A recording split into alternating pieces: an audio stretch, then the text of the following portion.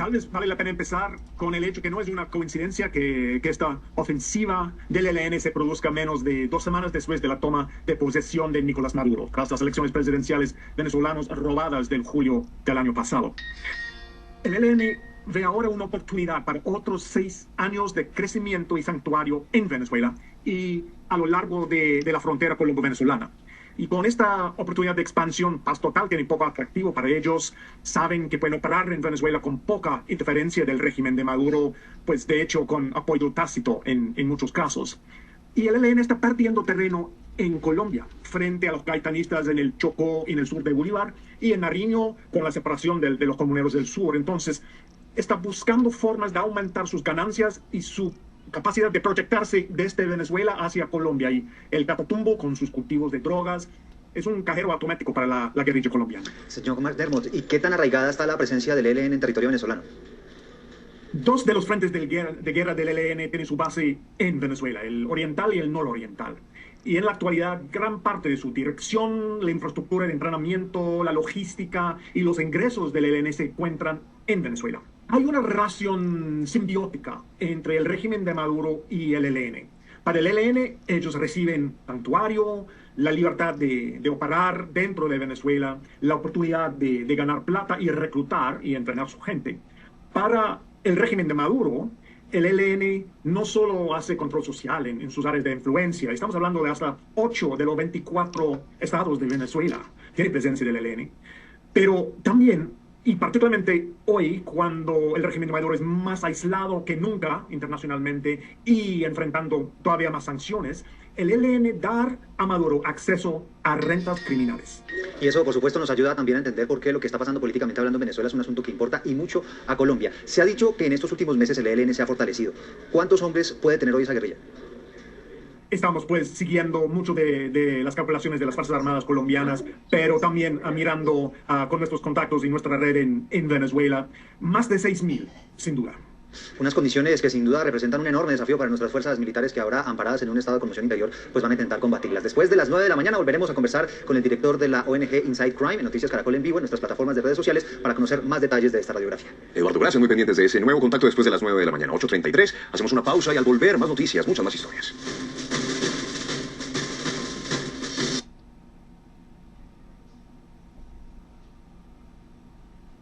El gobierno ofreció 4.000 millones de pesos por su captura. En agosto de 2014, Pablito mandó matar al secretario de Desarrollo de Saravena y en el 2015 atacó una misión electoral. Allí murieron 12 soldados en Huicán, Boyacá. Llegó al comando central del ELN Hualcoce para negociar la paz con Juan Manuel Santos. Es dueño de la frontera con Venezuela y hace que las finanzas pasen por sus manos a través de secuestros, extorsiones, ataques a oleoductos y también tiene fincas en el vecino país. En el 2016 hizo un paro armado en Arauca. En 2019 se le acusó de la autoría intelectual del atentado contra la Escuela de Policía General Santander, hecho en el que murieron asesinados 24 cadetes. Pablito requerido por los Estados Unidos por cargos de tráfico de armas, secuestro y manejar las rutas de narcotráfico por el occidente del país. En Colombia se le busca por concierto para delinquir terrorismo, narcotráfico, hurto, homicidio, secuestro, desplazamiento y reclutamiento, lo mismo que rebelión. El coronel Esparza, que nos acompaña en la mañana de hoy para entender el prontuario de este hombre, lo que hay detrás ideológica y violentamente, es director de la revista Geodese. Coronel, Pablito es el dueño de Arauca, dueño del Catatumbo, pasa como quiere por el Venezuela, ¿es el hombre más importante que hoy tiene el Ejército de Liberación Nacional?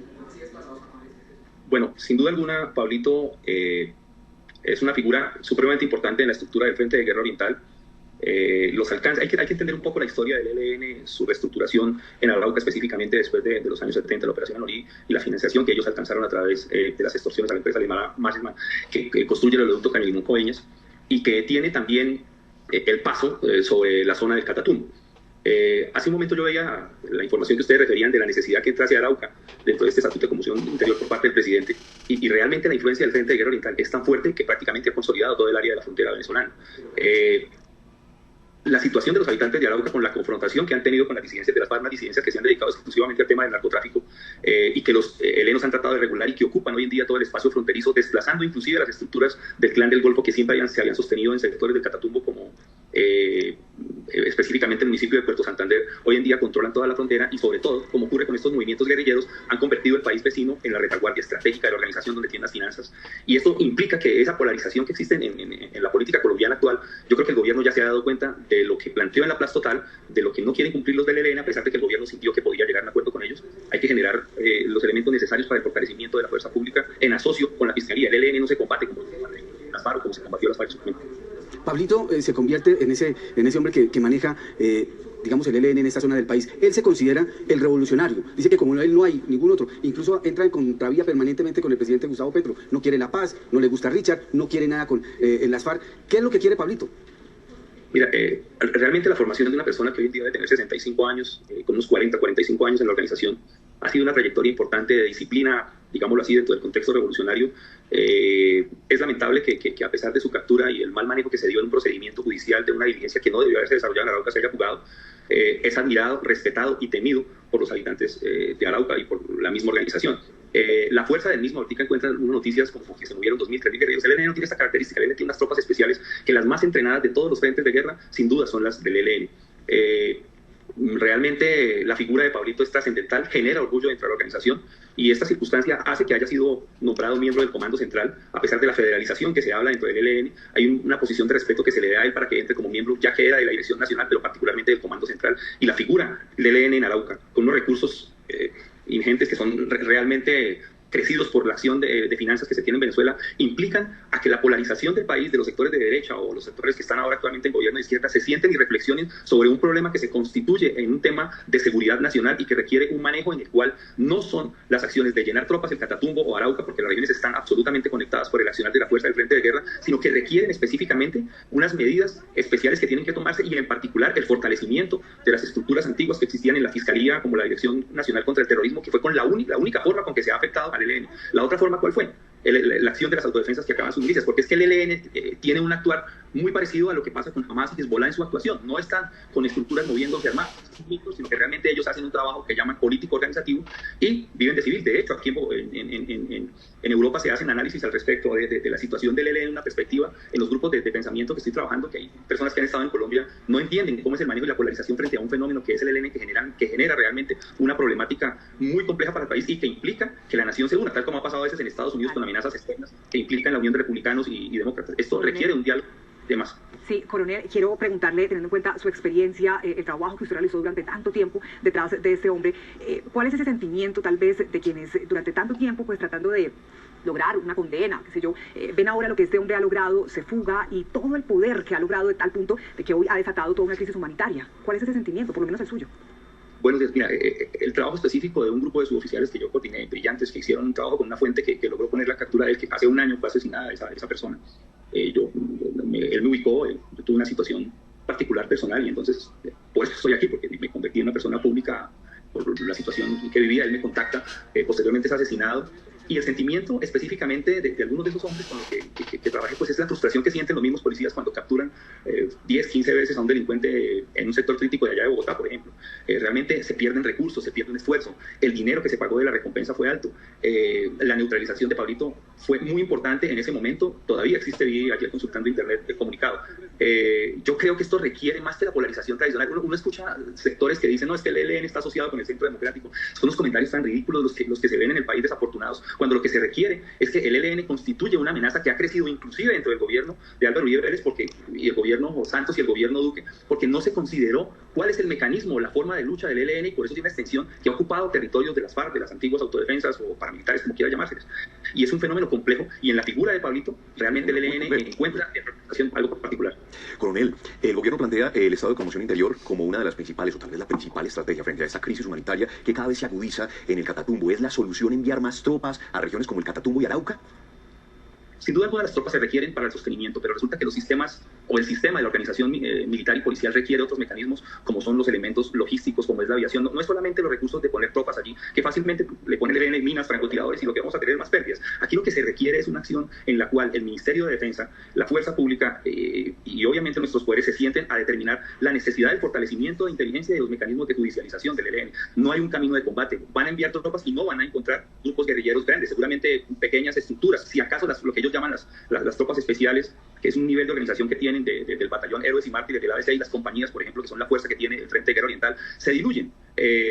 Hay una prueba específica de la guerra FARC-ELN en Arauca que ocurrió en el año 2007-2008, en el cual, militarmente hablando, sin poner estos términos específicos sobre las FARC arrogantemente al mando de Granollers pretendieron derrotar al ELN y salieron derrotadas, porque el ELN tiene otra estructuración totalmente diferente. La capacidad militar de Israel no puede destruir del total a Hamas, a Hezbollah, porque son organizaciones que se diluyen y que hacen un trabajo político organizativo específicamente, y por tanto se requieren medidas de otra índole. Hay que sacarse de la cabeza que la solución de enviar tropas o policías, cuando se requiere realmente que se reactiven mecanismos, que se revivan estructuras dentro de la Fiscalía como la Dirección contra el Terrorismo. Esa estructura tiene que revivirse. Yo lo que sé, y lo sé de primera mano, lo supe recientemente, tengo una gran relación con toda esta cantidad de fiscales y policías judiciales, en la Fiscalía se han desestructurado y han empezado a organizar trabajos de fiscales que antes se dedicaban solamente a estas actividades y los han mezclado con otras tareas. Pero no, entonces, solamente, no es solamente la Comisión Interior.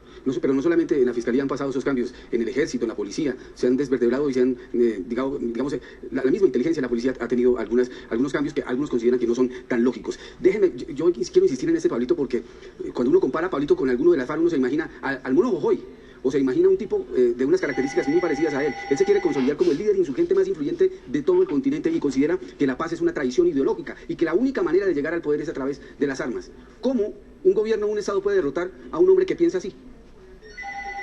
Yo creo que en primera instancia debemos entender que el mecanismo de la paz total es válido.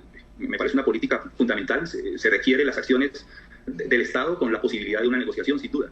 Pero el ELN o la figura de Pablito es una persona que desconfía absolutamente de cualquier solución con el gobierno. Ellos tienen los recursos y los mecanismos y el dinero suficiente para sostener una confrontación con el Estado, pero no como lo vemos tradicionalmente. Los colombianos tenemos que sacarnos la figura de grupos de grandes masas guerrilleras moviéndose a través del país, como en algún momento lo llegaron a hacer las FARC. El ELN no tiene ese mecanismo y se requiere, en primera instancia, que el problema se determine entre la polarización política que existe en Colombia como un asunto de seguridad nacional. Requiere que las medidas no solamente sean el elemento del estatuto o activar los mecanismos de la Comisión Interior, sino que se requieren no solamente reuniones. Mire, yo he estado en Arauca, en Norte de Santander, en mi carrera se hizo particularmente allí, y nosotros a veces como soldados allí veíamos que llegaba el ministro, aquí no vamos a hablar de partidos políticos o gobiernos, y llegaban y tomaban grandes medidas y grandes discursos, salían las noticias, y al final quedábamos los tres gatos que estábamos allí comprometidos con la situación.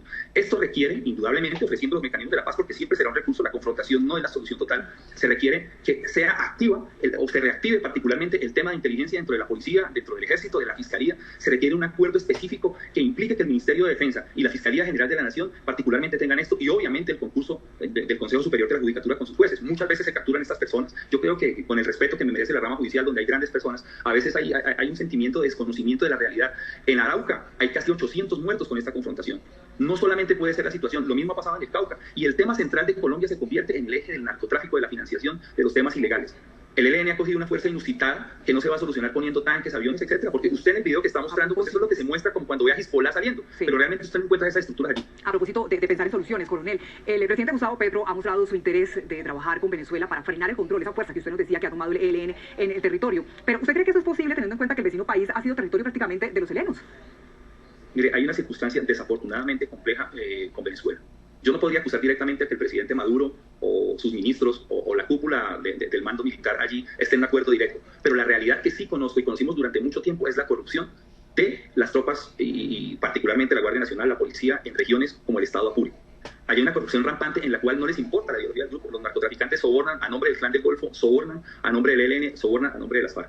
Allí seguramente van a hacer despliegues. No hay una experiencia de Venezuela para este tipo de combate. Muchas veces se le pasaron.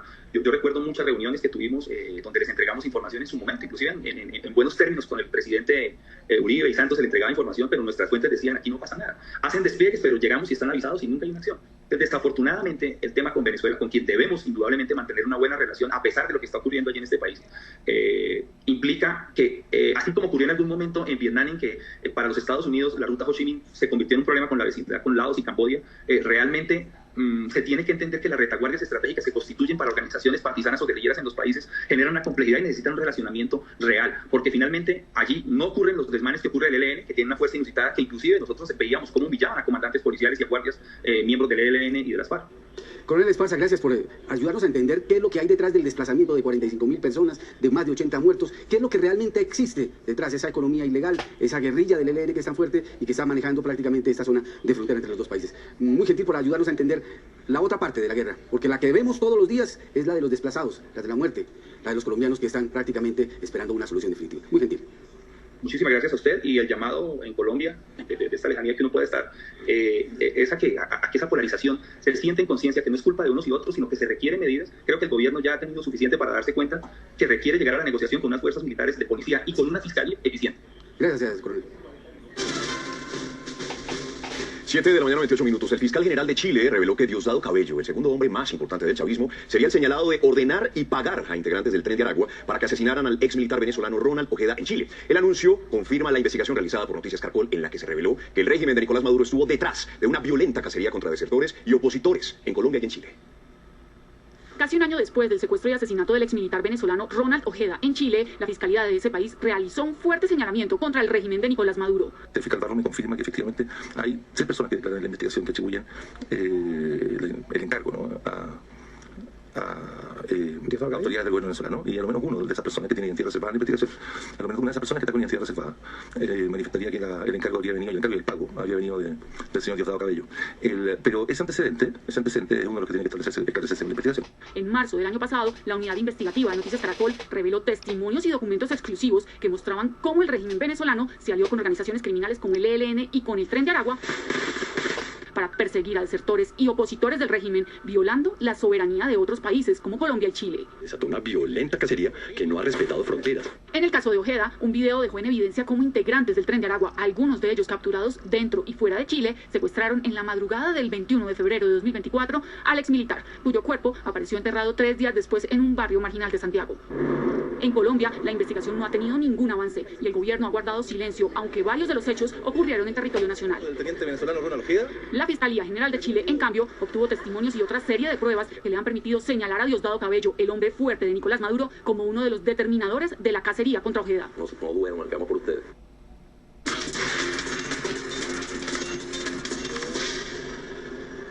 El 31 de marzo del año pasado, la unidad investigativa de Noticias Caracol presentó un informe en el que se ponía al descubierto esta alianza criminal establecida entre el Tren de Aragua y el régimen de Nicolás Maduro. El asesinato del teniente Ronald Ojeda fue repudiado por el presidente de Chile, Gabriel Boric, quien señaló que tras el crimen estaba la mano oscura de la contrainteligencia venezolana. Este es el momento en que el teniente del ejército venezolano Ronald Ojeda es secuestrado en su apartamento en Santiago de Chile a las 3 de la mañana del pasado 21 de febrero. Hombres disfrazados de policías chilenos lo raptaron en frente de su familia. 9 días después, su cuerpo apareció asfixiado y enterrado debajo de una construcción en un barrio de Santiago.